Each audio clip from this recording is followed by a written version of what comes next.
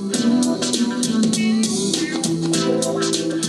you for being here with us today on Crossroads. Today's show is all about health and fitness and hanging out with Melissa Hall.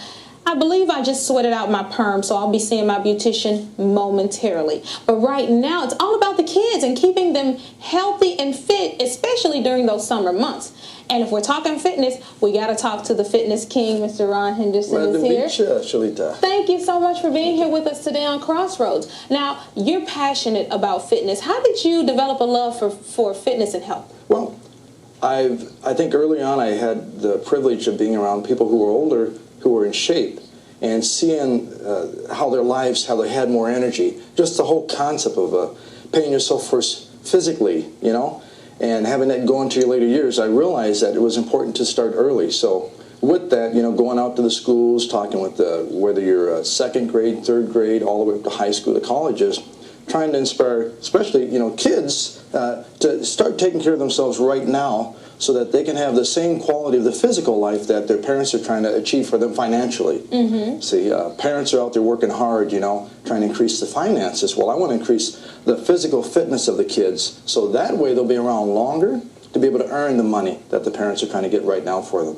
Now, tell me this. I was at a health walk recently, and they were signing a petition because they're cutting out gym in schools. Right. What kind of impact is that having, especially for the kids? It's a huge impact because now we're fortunate to have kids here who obviously are in good shape, are in great shape. But the problem is when you cut out exercise in the school, then where does the stress go to? Number one, and of course with childhood obesity, that's directly related to what the kids are eating and their inactivity levels, too much time watching TV, too much time with the video games, okay? So it's very important that they need to do something like we're going to do today that will actually help kids early on get an understanding that fitness is important, and you don't have to make it sound like it's a hard exercise.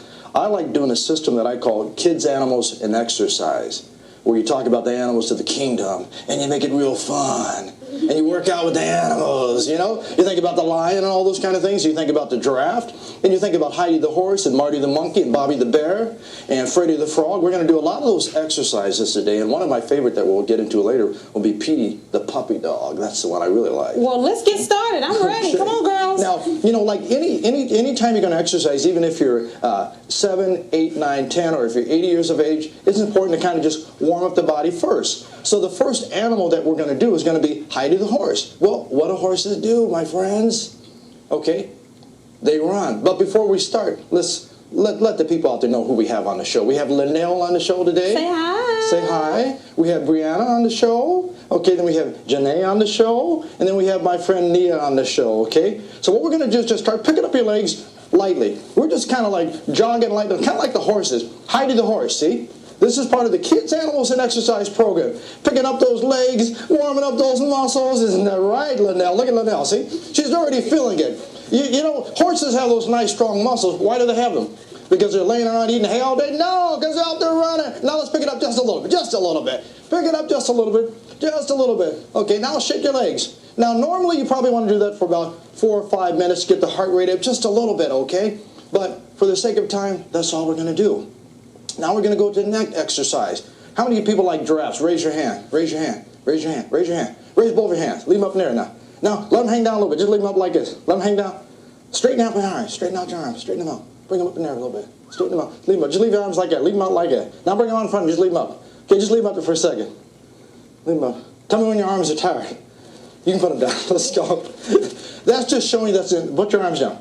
If you have people do that, a lot of times people say they start feeling it in their arms. It's important to really get in shape. But before you do that stuff, one of the most important things you want to do in any exercise program, loosen up your neck so you don't get a pinched nerve. Very important. Because anytime you're flexing your body, you put a lot of tension on your cervical vertebrae or your neck, just to make it real simple, okay? So we're going to do Gina the giraffe, and all we're going to do is hands down to the side. Anytime you're standing, make sure you keep a slight bend in your knees. We're going to look to your right, okay? Look to your right, then your left, slowly, right, then left, right, then left. And it's all right to smile, ladies. You can smile. Don't look so serious. Come on, you're with the Fitness King. All right, good, you can stop. Now, normally speaking, go left or right, forward and back, side.